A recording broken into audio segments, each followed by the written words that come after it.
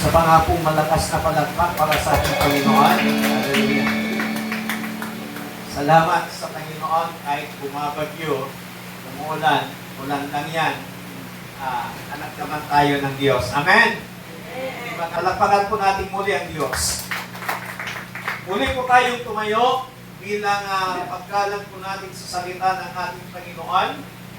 Although na nabasa na po yung ating pong teksto kanina, babasahin ko po sa New International Version. Alam kong kabisado na ninyo ang talatang ito, baka life works pa po ninyo ang talatang ito, at ulitin ko pong babasahin. Trust in the Lord with all your heart, and lean not on your own understanding. In all your ways, submit to Him, and He will make your paths straight. Ang Diyos ang magpala sa kanyang masalita na atin pong nabasa. Mahal na po kayo. Sa ibang version ng Biblia, sa verse 6, ang sabi niya, in all your ways acknowledge Him. Pero dito sa New International Version, in all your ways submit to Him. So mas gusto ko yung version ng NIV sa ginamit niya dito na in all your ways submit to Him. Sa hapon po ito, ang tema ng mensahe ng Panginoon na atin pong tatalastasin sa atin pong kalagitnaan ay living a life of wisdom. Mamuhay ng buhay na may karunungan. We live in an age where information is abundant. Noong kami ang nag-aaral sa Bible School, kailangan naming mag-reproduce, magpa-print, magpa-xerox copy ng mga books na kailangan namin kasi hindi kami makabili ng mga books na kailangan na libo-libo, 500. Hindi kami makabili hanggang xerox lang kami. Tapos pinapabookbind namin yung mga books na yon. Pero ngayon po, kahit wala kang books, punta ka lang sa computer, hanapin mo si Google, automatic na ho yun. Ang bilis po ng information ngayon. Lalo na mayroon tayong tinatawag na AI, Artificial Intelligence. Kaya hindi na natin ma-distinguish kung totoo yung mga napapanood natin sa social media, sa Facebook, o AI lang. Kasi ang AI, kapag nag-upload ka ng video mo na kumakanta, nagsasalita sa social media, pwede nilang gayahin yung boses mo na magsasabi na kung ano-ano. Yan po ang AI. So, ibig sabihin yung information, we are in the age of computer. Noong panahon namin ang computer, nung kumukuha ko ng kursong computer technology, kailangan pa yung diskette noon. Sinong nakaabot ng diskette? Bibili ka ng diskette noon. Hindi ka makapagbukas ng computer mo noon pag walang diskette. At kapag magaling ka sa computer noon, grabe na. Hanggang sa pumatagal-tagal, nawala po yung diskette at naging hard drive ng tawag. At ngayon, nawala na rin po yung hard drive, naging SSD na yung tawag po nila. Mas maliit, mas maraming laman. So, ang ibig sabihin, yung technology po natin ay talagang nag-a-upgrade bawat taon, nag-a-upgrade at talagang hindi na tayo mahirapan ng mga makakalap ng mga tinatawag nating information. Pagdating sa education, pagdating sa technology, pagdating sa mga resources, kahit wala kang books, sa mga kumukuha ng edukasyon, sa mga kumukuha ng iba't ibang mga kurso, punta ka lang kay Google. Hanap ka doon. Noong panahon, uso ang internet cafe. Meron akong tinatambayan na internet cafe dati dyan sa Rosales. Umaabot ako dyan ng alas 2, alas 3 ng madaling araw. Kasi nagre-research ako.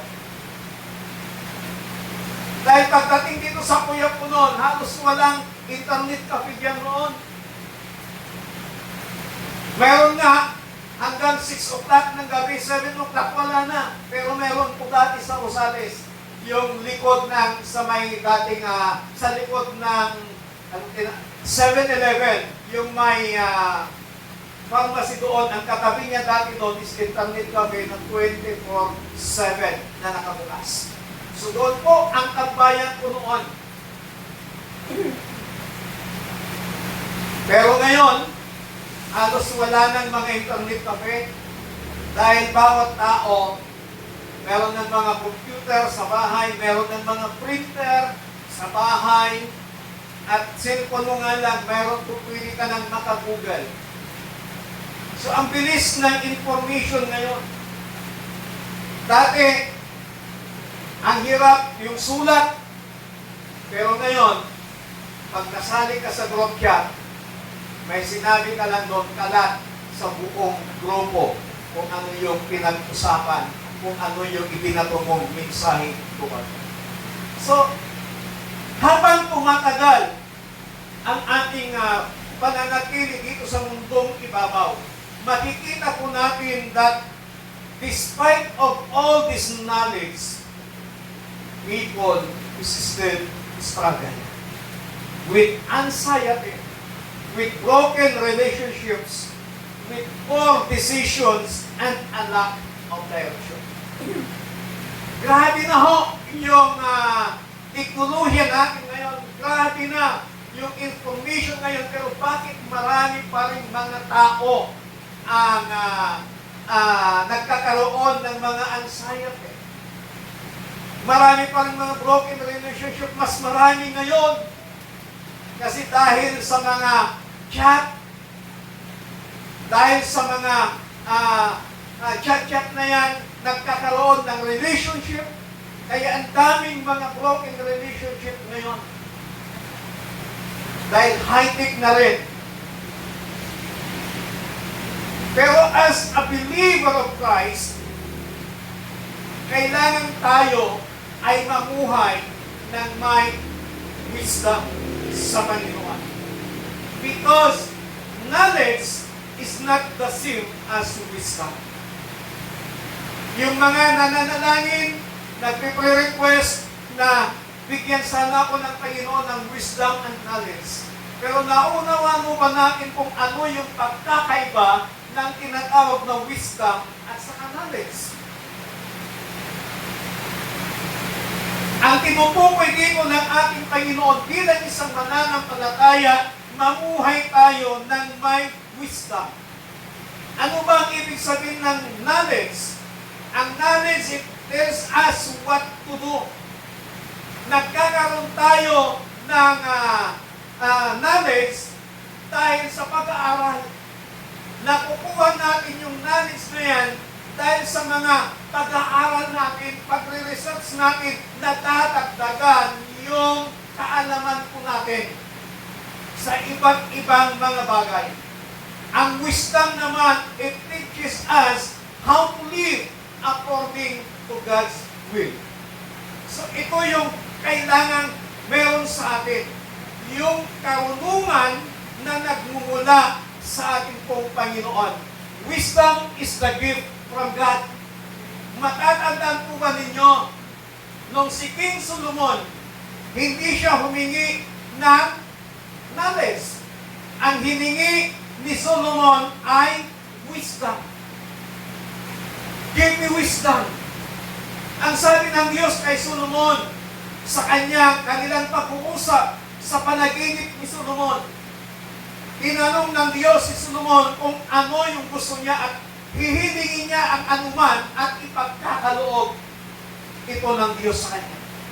Ang sinabi ni Solomon, naway namang hinirang mo ako bilang isang hari ng Israel, ng bansang Israel, hindi ko kayang pamunuan ang bansang Israel nito, bigyan mo ako ng wisdom. Hindi humingi ng kayamanan si Solomon. Kaya, ang sabi ng Diyos, natuwa siya, kakaiba yung hiningi ni Solomon. Pinagkalooban siya ng wisdom, at kahit hindi niya hiningi ang kayamanan, ipinagkaloob din ito sa kanya ng Panginoon. Kaya, sa kanilang panahon, ang maalam sa kanila ay walang iba kundi si Solomon. Na hanggang ngayon, yung mga sayings ni Solomon, nagagamit pa rin po natin. Yung mga kawikaan ni Haring Solomon, nagagamit pa rin natin ngayon. May mga malalim na ibig sabihin yung mga sayings ni Solomon. Kasi siya yung maalam na tao na namuhay sa balat ng lupa. Kasi yung kanyang wisdom, ipinagkaloob ito sa kanya ng Panginoon dahil hiningi niya ito sa Panginoon. Kaya, bilang isang mananampalataya, in this age, na grabe po yung information, grabe po yung technology natin, kailangan matuto tayong mamuhay ng may wisdom. Ang tanong is, how do we live wisely in a world full of uncertainty? Papaano tayo mamuhay ng may karunungan sa mundong ibabaw na walang katiyakan? Mula sa ating binasa, there are 4 characteristics of a person who is living wisely. May 4 na katangian ng tao na kung saan namumuhay siya ng may talino o may karunungan. Number 1, sa verse 5a, ang sabi po dito, trust in the Lord with all your heart. A wise person trusts the Lord.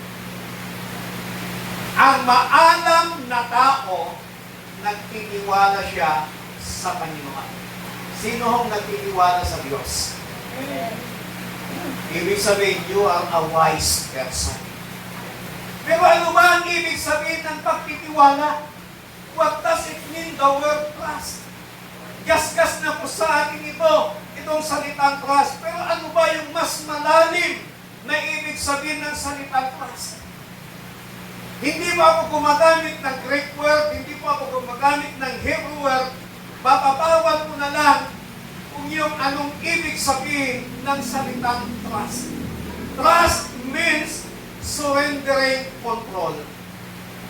Yung pagtitiwala, ibig sabihin, isinusuko mo ang pagkontrol. Sometimes we say we trust God, but we still want to control the outcome. Still, we want to control everything. We want to control the situation. Ibinigay mo na sa Panginoon.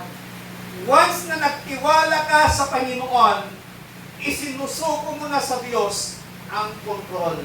Bitawan mo na yung pag-control sa isang sitwasyon kasi ipinagkatiwala mo na sa Panginoon. Amen.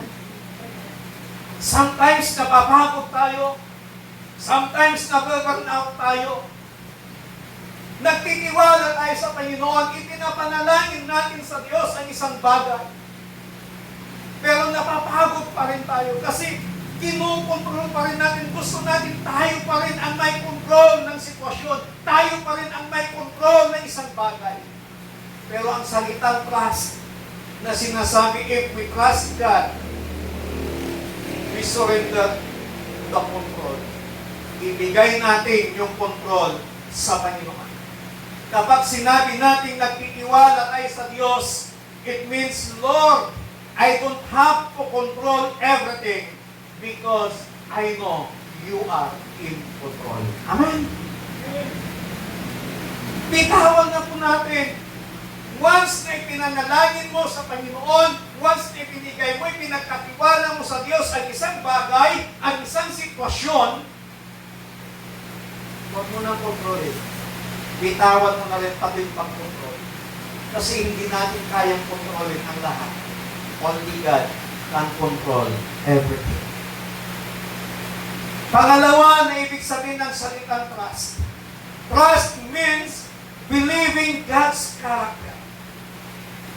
Kapag tayo po ay nagtitiwala sa Panginoon, naniniwala tayo sa katangian ng Panginoon.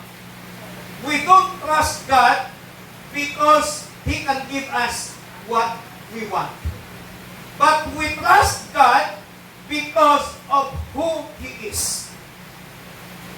Huwag mong pagtiwalaan ang Diyos dahil ibinibigay niya ang anumang bagay na gusto mo. But pagtiwalaan mo ang Diyos dahil sa kung sino siya. God is faithful. God is holy. God is wise. God is loving. God is sovereign. And God keeps His promises. Amen. Kung ano man yung ipinangako ng Panginoon, tutuparin niya ito.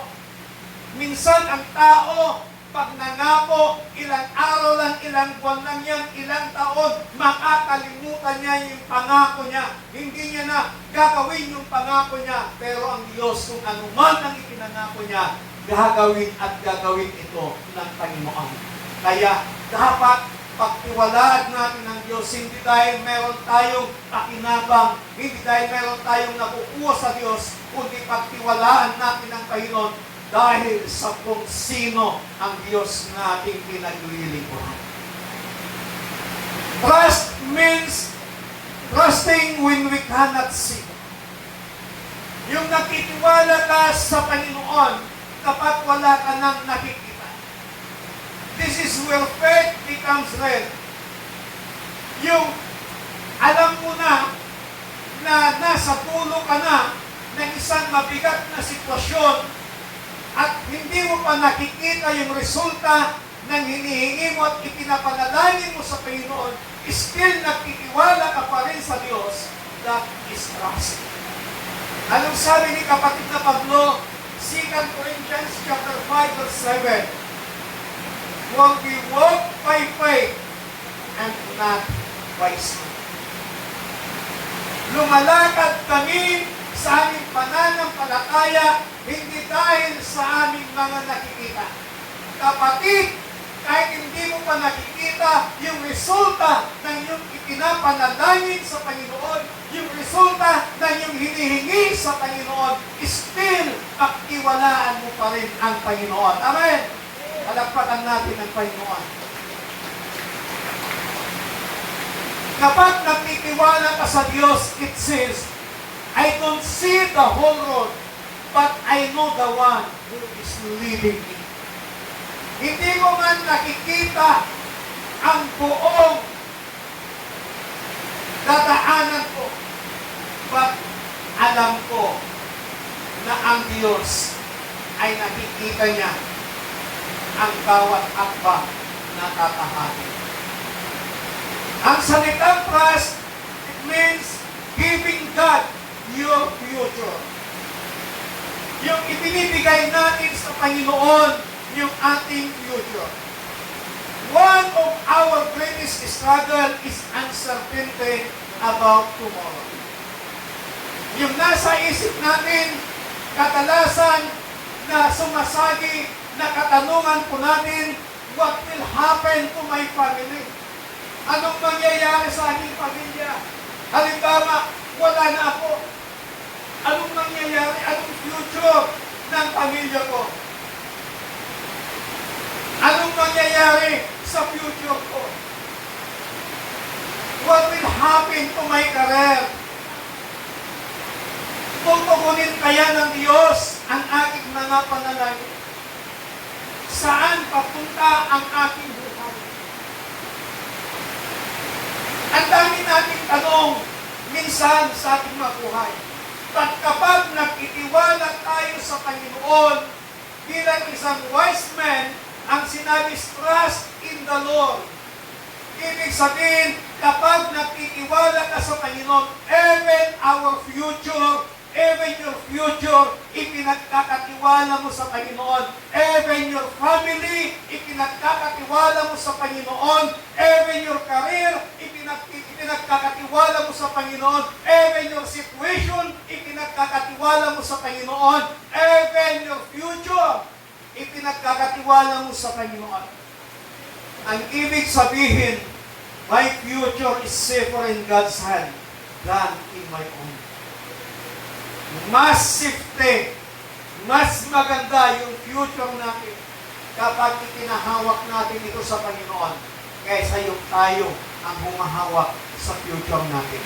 Kaya kapag tayo po ay nagtitiwala sa Panginoon, ibigay natin sa Kanya ang lahat, pati ang ating mga future. Palakpakan natin ang Diyos. Pangalawang katangian ng tinatawag na wise man. A wise person does not rely on his own understanding. Sa verse 5b, ang sabi, and lean not on your own understanding. Yung hindi ka namumuhay sa iyong sariling kagustuhan. Hindi ka namumuhay sa iyong sariling pangunawa. Ang ibig sabihin ng lean not on your own understanding, it means recognizing that our understanding is limited. Yung ating pangunawa ay limitado. Hindi natin kayang unawain lahat ng nangyayari sa ating buhay. Hindi natin kayang unawain lahat ang mga nangyayari sa ating kapaligiran. Hindi natin kayang unawain lahat ang mga bagay na nangyayari sa ating mga buhay. But only God. Because the understanding of God is not limited. Yung Bible study noong Friday, ang sabi nung nagtanong, Pastor, bakit pinayagan ng Diyos na merong dilim at merong araw? Sabi ko sa kanya, yung tanong hubang ninyo yan is physical or literal or spiritual? Sabi niya, Pastor, spiritual.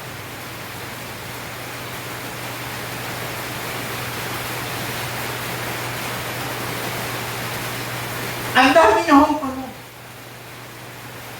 Sabi ko sa kanya, Ate, ang pagsubok at saka problema magkaiba. Ang pagsubok ay ang pagsubok ay pinapayagan ng Diyos na mangyari po sa atin. Na maranasan po natin in some reason. Number one, to prove our sonship. Pangalawa, to prove our genuine faith. Ang problema dumarating hindi mula sa Diyos, hindi dahil kay Satanas, kundi ang problema dumarating because of you. Because of the result, yung consequence ng ginawa mo. Kaya ka ngayon nagkakaroon ng problema. Ang sinabi sa iyo noon, bawal nakalagay sa karton. Cigarette smoking is dangerous to your health. Ngayon, matigas ang ulo mo. Sige, dumating yung time. Nagkaroon ka ng problema sa health. Hindi yan galing kay Satanas. Bunga yan ng kagagawa mo. Ganon ho ba, Pastor? Kaya minsan may mga bagay sa mga buhay natin na nangyayari na ang hirap natin unawain. But kapag tayo po, bilang isang wise man, natututong aminin na yung kaalaman, yung pangunawa natin ay limitado. Doon na ipapakita na we are living not on your own understanding, but nagtitiwala tayo, namumuhay tayo sa pangunawa at karunungan ng ating Panginoon. Our understanding has a limit, but God's wisdom has no limit. Kapag sinabi po natin, lean not on your own understanding, it means not making decision based only on what we see. Kapag namumuhay tayo sa hindi natin sariling kagustuhan, hindi sa sarili nating pangunawa, ang ibig sabihin ay gumagawa tayo ng desisyon hindi nakabase sa mga nakikita po natin. Our understanding is influenced by our emotions. Yung pangunawa po natin, nai-impluwensyahan ng ating mga emosyon, nai-impluwensyahan ng ating mga experiences, nai-impluwensyahan ng ating mga fears, nai-impluwensyahan ng ating mga desires, at nai-impluwensyahan what other people say, kung ano yung sasabihin ng ibang tao. Mas inuuna natin na iniintindi kung ano yung sasabihin ng ibang tao. But God sees beyond all of this. Something may look impossible, but be exactly where God wants us to live. Kumbaga,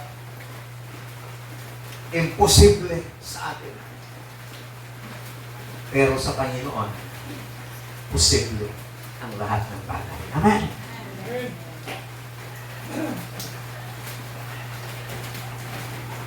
Lean not on your own understanding. It means choosing God's word over our feelings. Mas pipiliin mo ang salita ng Diyos kumpara sa nararamdaman mo. There will be moments na yung nararamdaman natin, yung feelings natin ay sinasabi niya, give up. Give up ka na. But God's word says, keep going. Magpatuloy ka. Sometimes, sinasabi ng ating nararamdaman, imposible yan. Pero ang sinasabi ng salita ng Panginoon, nothing is impossible with God. Sometimes sinasabi ng ating nararamdaman, ng ating feelings, you are alone.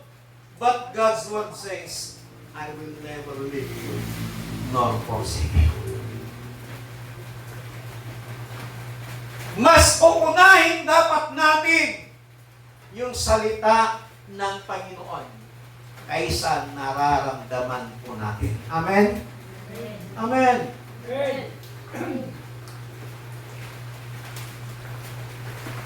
Ay sabi ko nga, sa dalawa nating pastora, dahil sila lang yung kinat ko,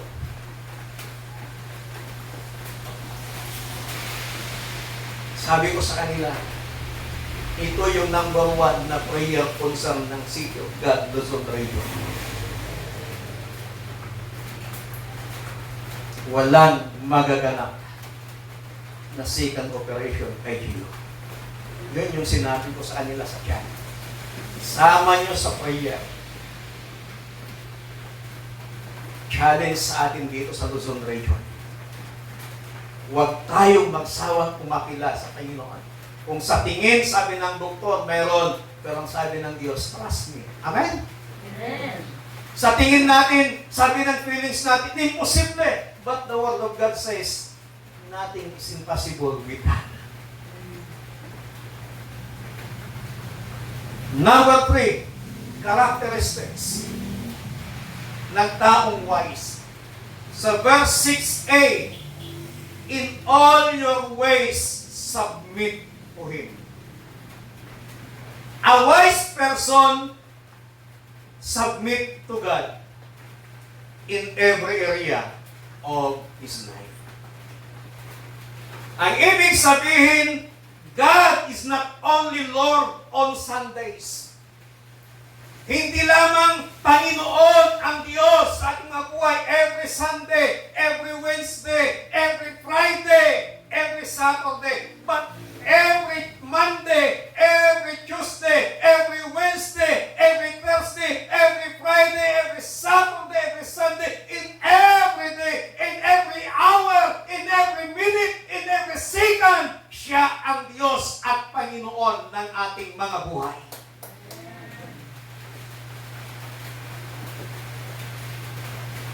We should be submit in every area of life. In our family. Isuko natin sa Panginoon yung ating mga pamilya. Yung ating mga trabaho, yung ating mga businesses. Isuko natin sa Panginoon. Yung ating mga edukasyon, yung ating mga finances, yung ating mga ministry na ipinagkatiwala sa atin ng Panginoon, yung ating mga private life, isuko natin sa Panginoon, yung ating mga desisyon sa buhay, yung ating mga ambisyon sa buhay, yung ating mga pangarap sa buhay, isuko natin lahat sa Panginoon.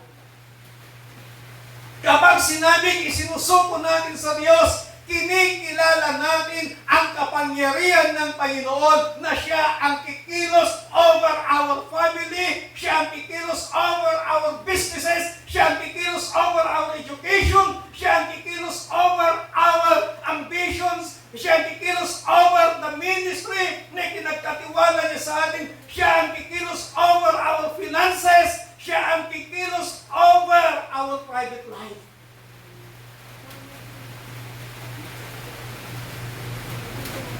In all your ways, sabi niya, submit to Him. Sa ibang version, in all your ways, acknowledge Him.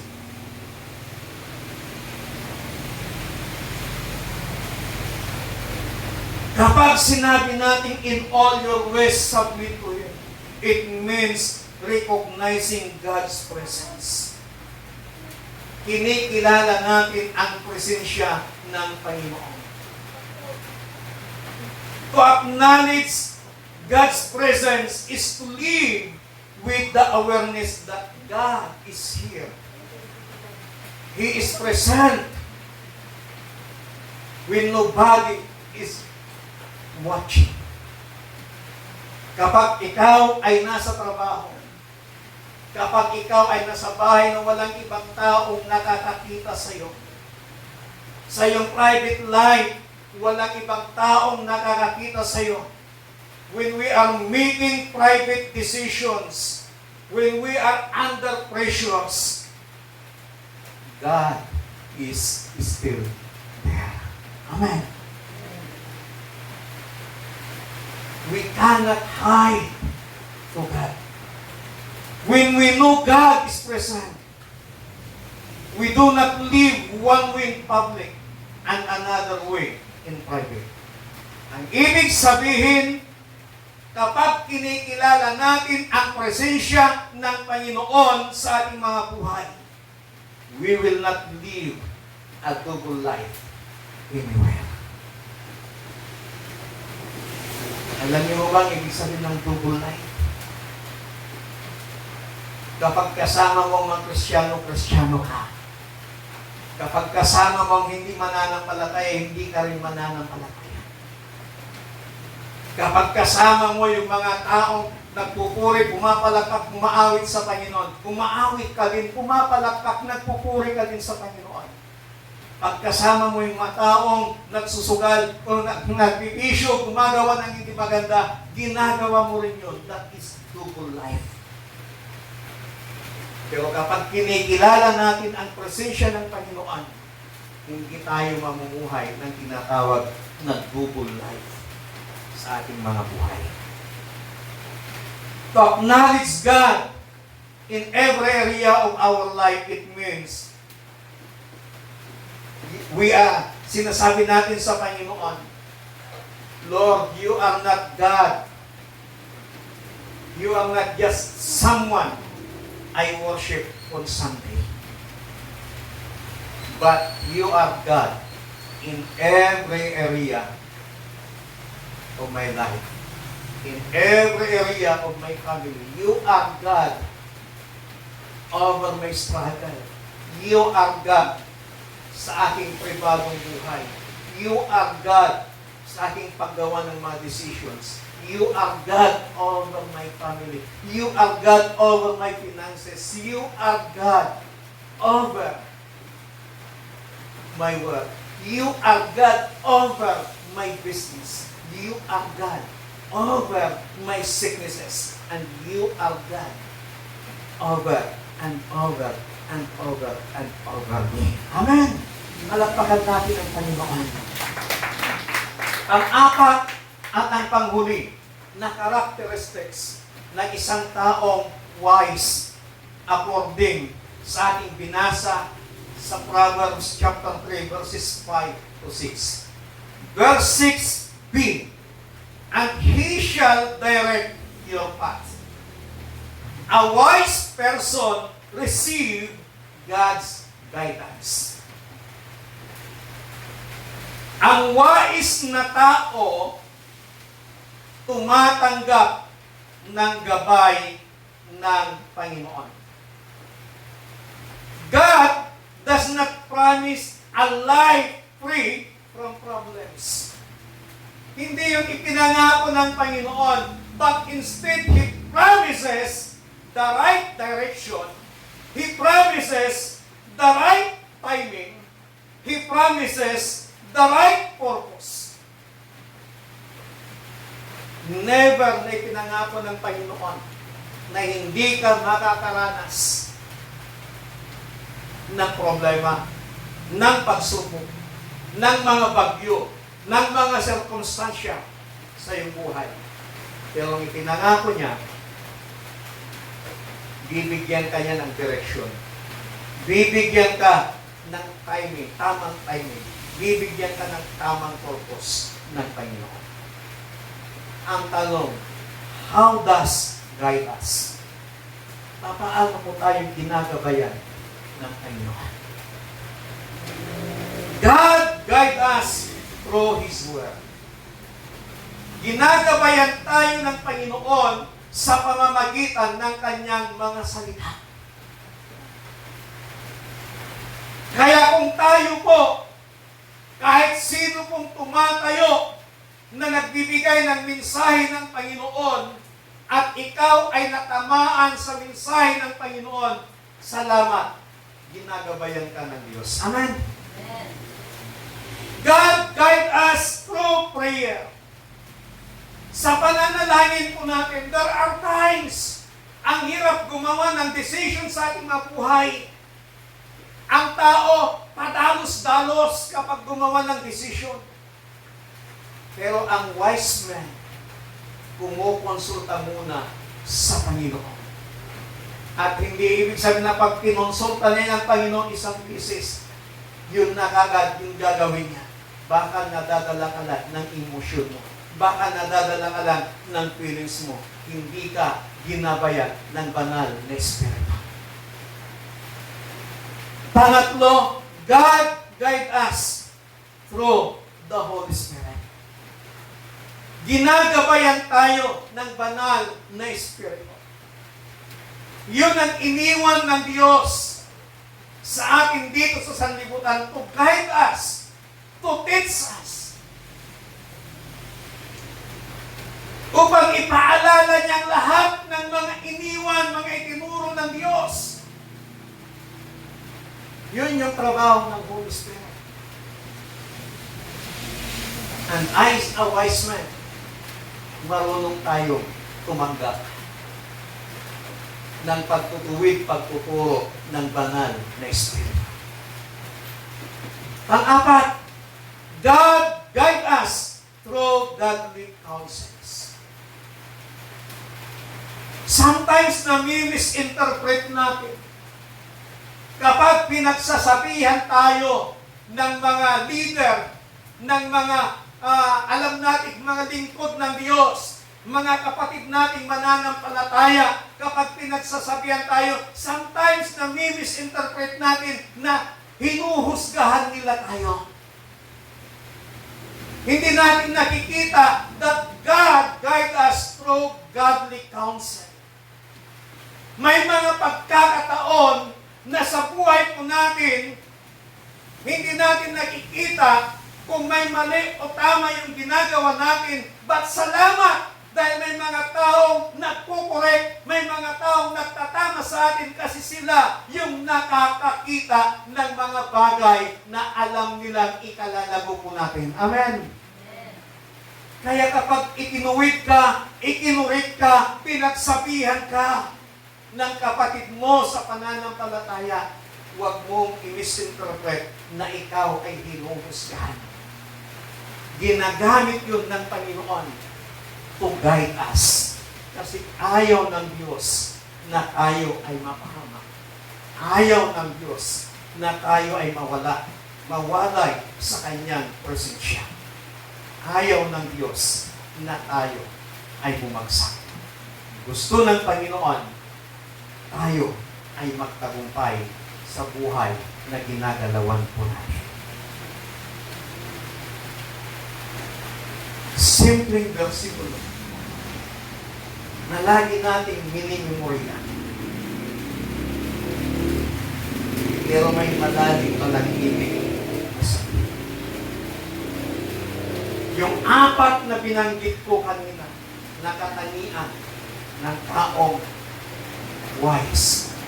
Kung meron ka nun, then you are a wise man.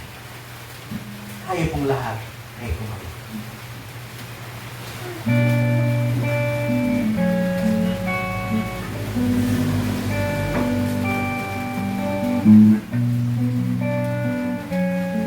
Living wisely is not measured by how much we know, but by how deeply we trust God.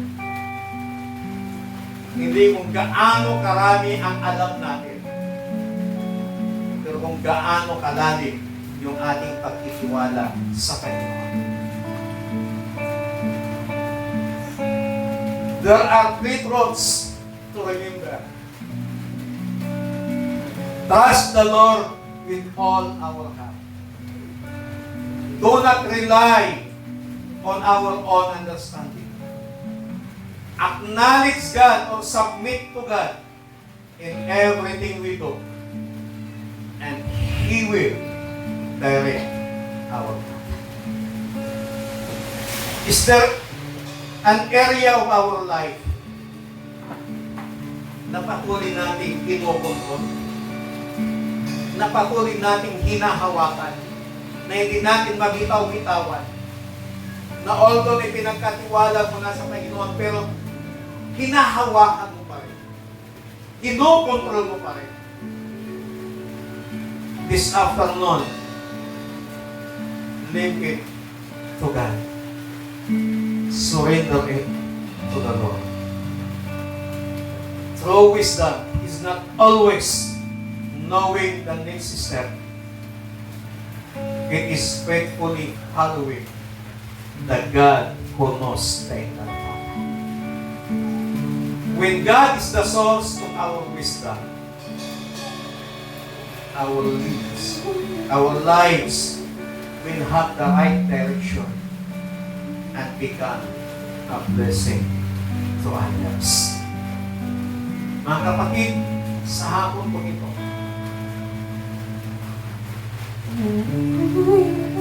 meron pa ba tayong hindi na isusuko sa Panginoon? afternoon, isubmit natin ito lahat sa Panginoon. In all our ways, submit to Him.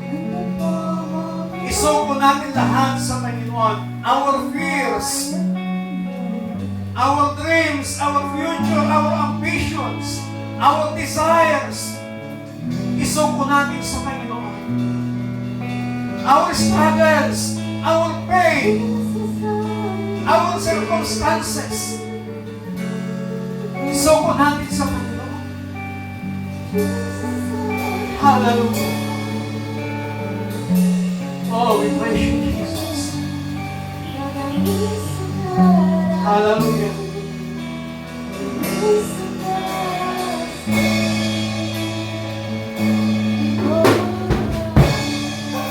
Oh, glory. Habang inaawit po ang awit nito, meditate the message of the song.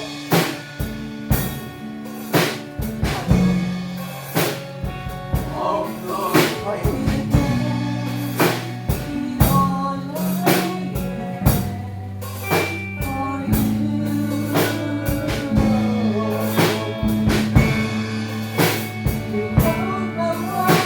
Oh, glory. Oh, Jesus.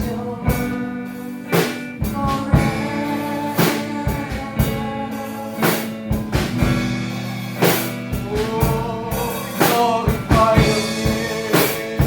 Jesus, I believe. Jesus, I love. The reason that I live, the reason that I sing. Jesus, I believe.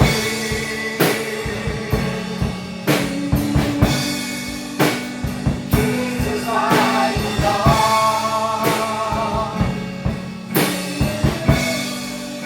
The reason that I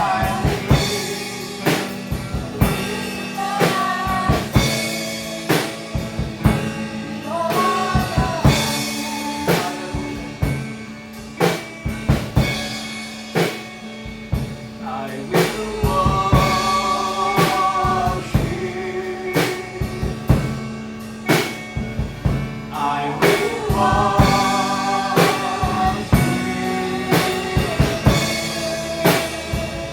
I will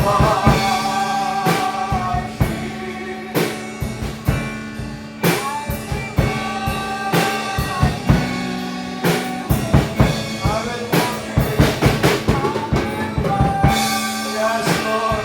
Hallelujah. I will worship.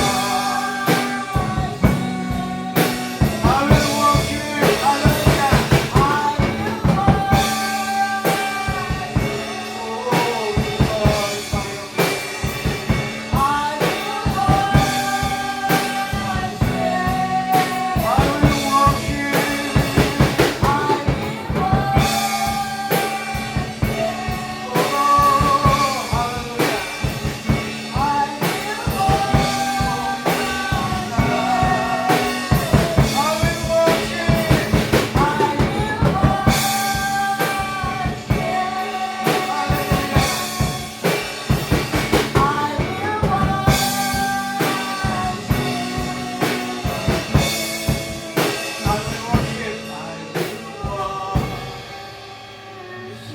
Yes, Lord. Kapatid,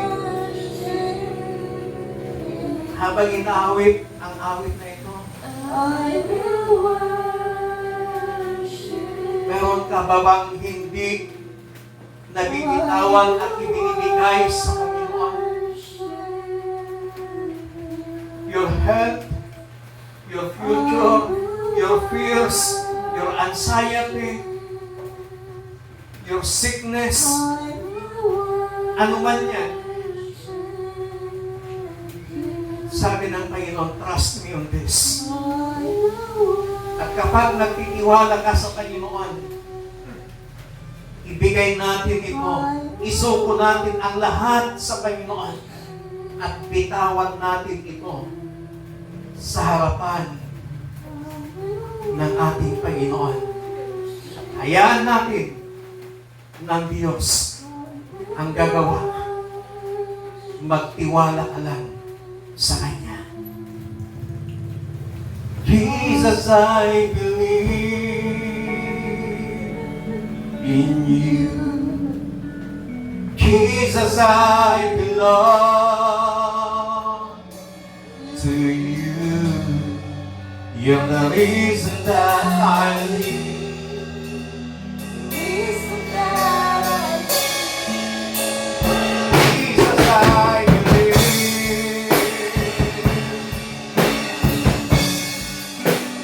Jesus, I belong.